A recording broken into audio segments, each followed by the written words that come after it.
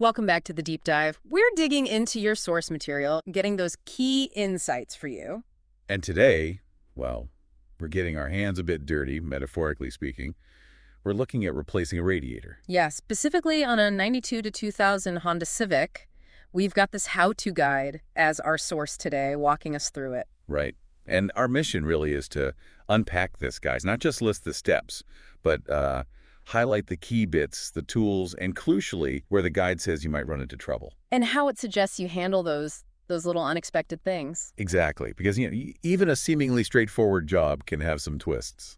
Right. Let's get into it. So you've got the Civic. Radiator needs replacing.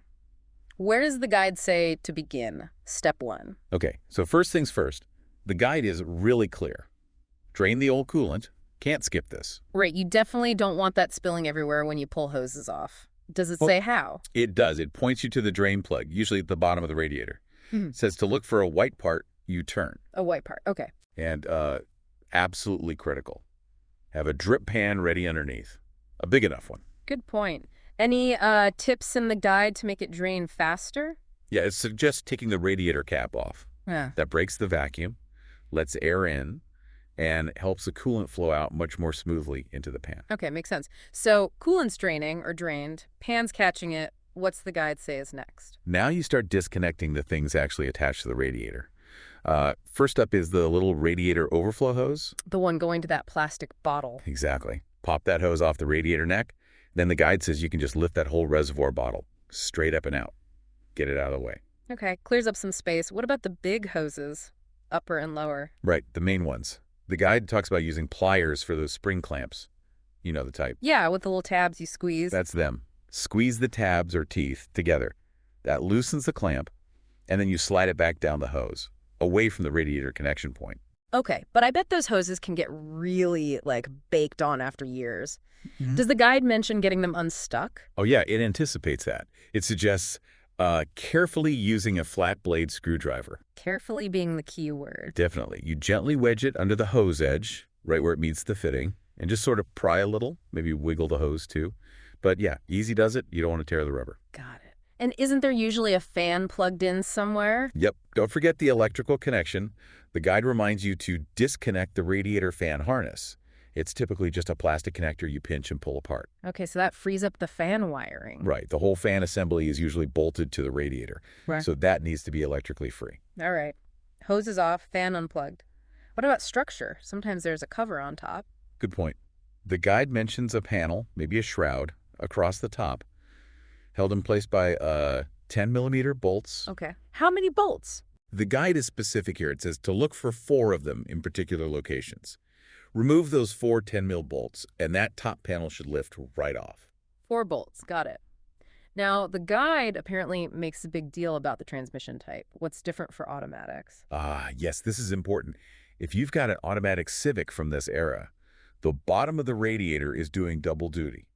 How so? So besides the main lower coolant hose, you'll find 2 extra smaller hoses down there. These run transmission fluid through a cooler built into the bottom tank of the radiator. Oh, right. Automatic transmission fluid cooler. So that means more hoses to disconnect at the bottom. Correct. 3 hoses total at the bottom for an automatic. Yeah. The big coolant one and the 2 smaller ATF lines. Same plier technique for the clamps, though. Squeeze and slide. Okay. But here's where the guide flags a potential issue, right? Especially on these older cars. This is it. This is where it gets interesting. The guide specifically warns that those clamps, particularly the smaller ones for the transmission lines, can get really rusty. And it says they might just, break when you put the pliers on them. Snap. Oh, wow. Okay, that sounds like a potential showstopper mid-job. A broken clamp. What does the guide suggest then? Panic. No, and this is what's great about the source material here. It anticipates this and immediately says, basically, don't freak out. Okay. It points out that these aren't some weird, unobtainable Honda-specific parts. They're just hose clamps. It says you can easily get replacements, like standard worm drive clamps, super cheap at any hardware store. Ah, so it's not a dealer-only part situation. Not at all. The guide even shows using one of those screw-type clamps during a reassembly as an example, so it turns a potential problem into just a quick trip to the hardware store. That's actually really useful insight. It reframes the potential setback. Expect things might break, but the fix might be simple. Exactly. It's about adaptation. And the guide also mentions, if hoses are stuck, maybe use some penetrating oil if you have it. Hmm. Keep prying gently. And once those bottom hoses are off, especially with the transmission lines, the guide suggests kind of tucking them up out of the way. Helps stop any leftover fluid dripping while you're trying to get the radiator out. Smart. Okay, so all hoses disconnected, top panel off, fan unplugged. How does the actual radiator come out now? Is it just loose? Almost. There's usually one main bracket holding it in place at the top. The guide points this out. It's secured by just one 10-millimeter bolt. Just one bolt for the main support? Seems so, according to this guide. Remove that single 10-mil bolt holding the bracket. And then it's free. Then it should be. With everything disconnected and that bracket off, the guide says you just lift the old radiator straight up and out of the engine bay. Okay, old radiator out on the ground. Now, before we drop the new one in, the guide says we need to swap something over. That's right. Very important step. You need to transfer the radiator fan assembly from the old radiator to the new one. Ah, so the fan doesn't usually come with the new radiator. Correct. Unless your fan itself was broken, you reuse the existing one. And how's that attached? More 10-mil bolts, I'm guessing? You guessed it. The guide says there are 4 10-millimeter bolts holding the fan shroud onto the old radiator. Okay. So you undo those 4 bolts, lift the fan assembly off, carefully place it onto the new radiator in the same orientation, and then put those same 4 bolts back in to attach it to the new unit. Right, fan transferred.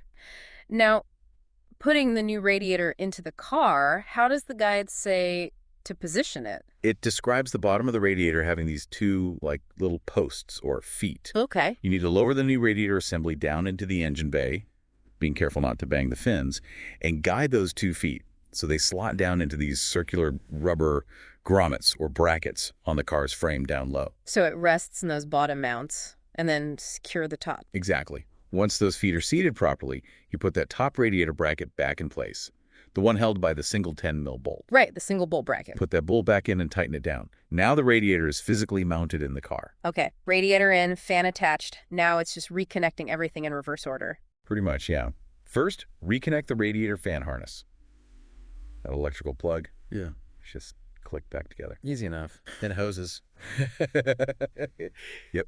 Push the upper and lower radiator hoses back onto their respective fittings on the new radiator. Make sure they slide on all the way. Now what about the clamps? Just slide them back over the connection point.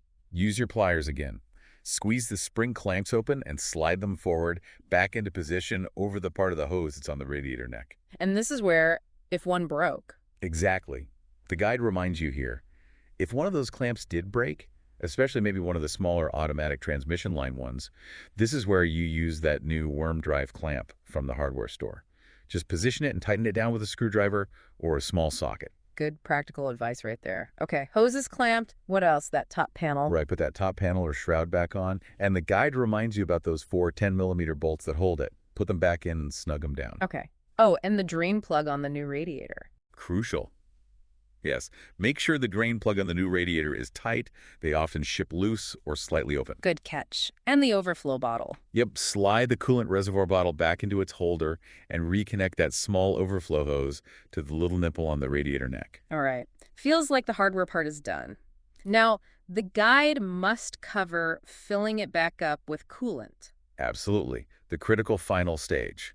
You'll add your new coolant, usually a 50-50 mix, pouring it directly into the radiator through the main cap opening until it looks full.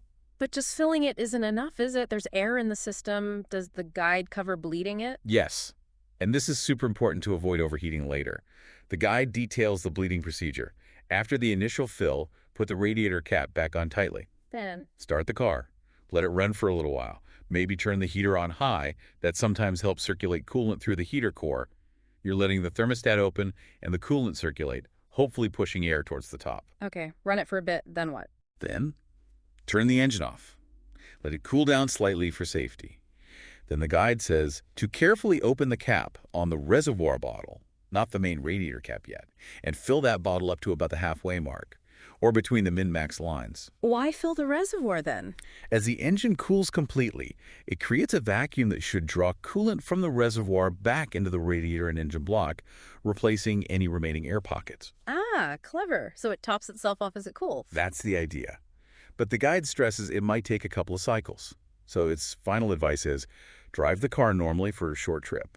Let it cool down completely again. And check the level. Check the level in the reservoir bottle. It will likely be lower. Top it off again to the correct level.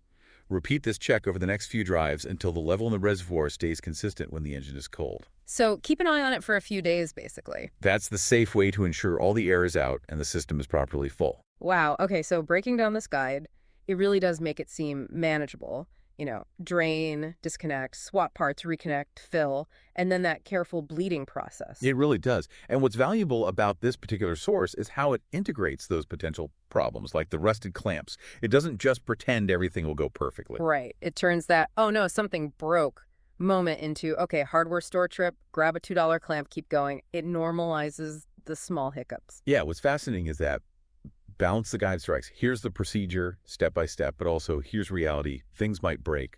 Be prepared to adapt a little. So reflecting on this deep dive then, looking at how the guide details everything from 10-millimeter bolts to hose wiggling, and especially how it handles potential snags like those rusted clamps, what does this whole process tell us about, well, about tackling these kinds of repairs yourself? That balance between being prepared, knowing the steps, versus needing to improvise or adapt when things don't go exactly to plan. That's a really interesting takeaway, isn't it? It's not just about following instructions. It's about having the confidence, based on good preparation, to handle the curveballs. This guide sort of builds that in. Something definitely worth thinking about for any project. Thanks for joining us for this deep dive into replacing a 9200 Civic radiator based on this how-to guide. Hope it gave you some useful insights.